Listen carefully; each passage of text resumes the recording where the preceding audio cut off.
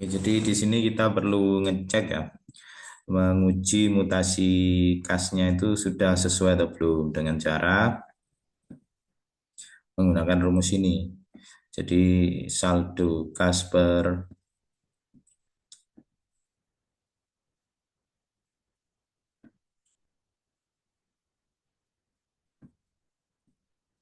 saldo kas per 31 Desember ini berarti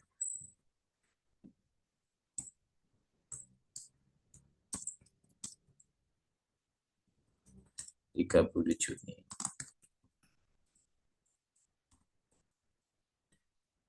Itu bisa diuji dengan saldo kas 31 Desember tambah belanja brut LRA semester 1 dan belanja brut semester 2. Nah, ini harus dipastikan jumlahnya sama. Ketika ini jumlahnya berbeda, maka teman-teman harus ngecek di sini. Sudah benar atau belum belanja brut LRA semester satunya. Ini yang semester 1 untuk pendapatan brut dan belanja brutnya sudah sama atau belum. Nah, kalau berbeda ya kemungkinan besar salahnya ada di sini. Maka harus dicek lagi.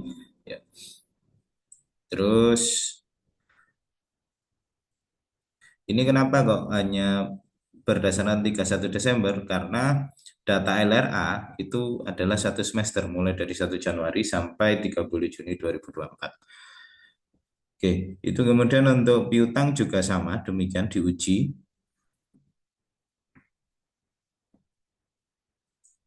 Diuji dengan menggunakan rumus seperti ini, piutang 31 Desember 23 ditambah dengan pendapatan brut LO dikurangi dengan pendapatan brut LRA. Dan pendapatan brut LO ini sama dengan pendapatan LRA ditambah piutang per 30 Juni 2024 dikurangi dengan piutang per 31 Desember 2023. Kenapa ini menggunakan data 2023 per 31 Desember? Karena eh, laporan operasionalnya itu adalah laporan operasional satu semester. Tuh. Jadi diuji, ketika diuji dengan ini jumlahnya sudah benar, maka ya sudah benar. Kalau misal masih salah, berarti harus ditelusuri di sini, di pendapatan LO ataupun di pendapatan LRA. Dicek sudah sama atau belum dengan data yang sebenarnya. Kemudian persediaan,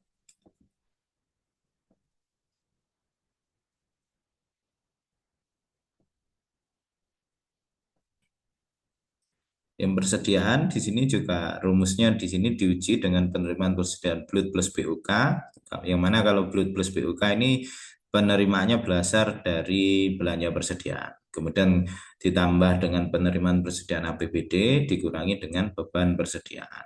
Nah, jika penerimaan persediaan APBD tidak berasal dari pendapatan LU, maka akun yang terkait adalah koreksi ekuitas lainnya, sehingga jurnalnya nanti ketika menambah beban menambah persediaan APBD, jurnalnya adalah ini.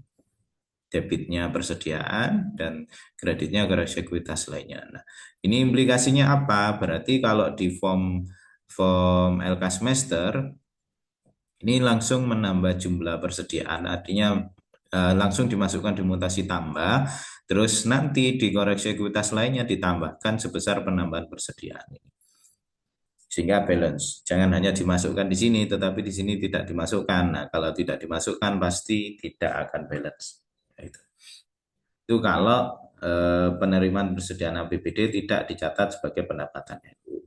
Tapi kalau sudah dicatat sebagai pendapatan LU, maka jurnalnya di sini langsung pendapatan LU, sehingga tidak berpengaruh kepada koreksi ekuitas lainnya. Kemudian untuk aset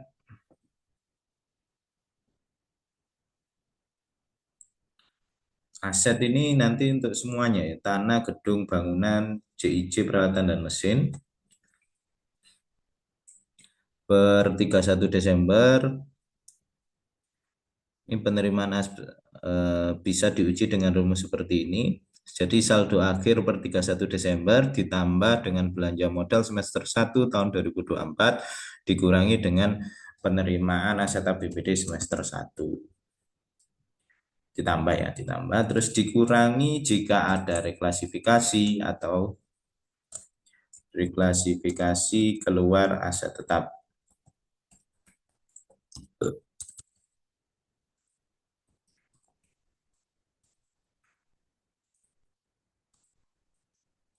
dikurangi dengan penghapusan aset tetap.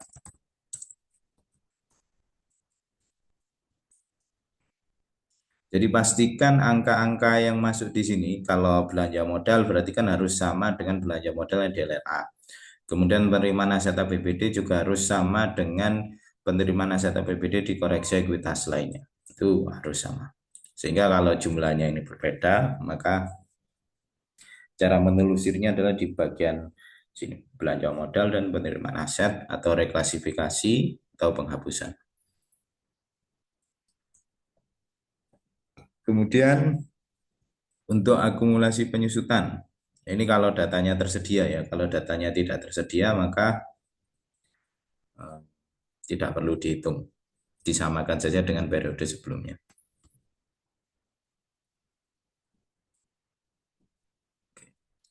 Kalau ada datanya berarti kita bisa menguji akumulasi penyusutan 30 Juni 2024 sama dengan akumulasi penyusutan 2023 per 2024 ditambah dengan beban penyusutan 2024 semester 1.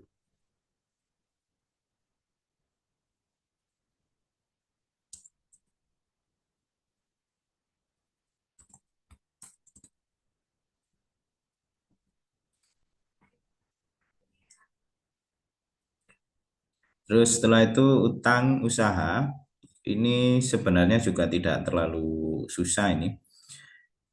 Ini sudah end to end saja ya. Artinya saldo 31 Desember berapa, terus setelah itu saldo per 30 Juni 24 berapa. Oke.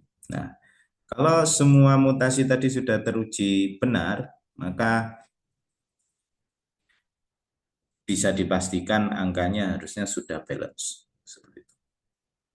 Oke, itu panduannya untuk membalancekan laporan keuangan.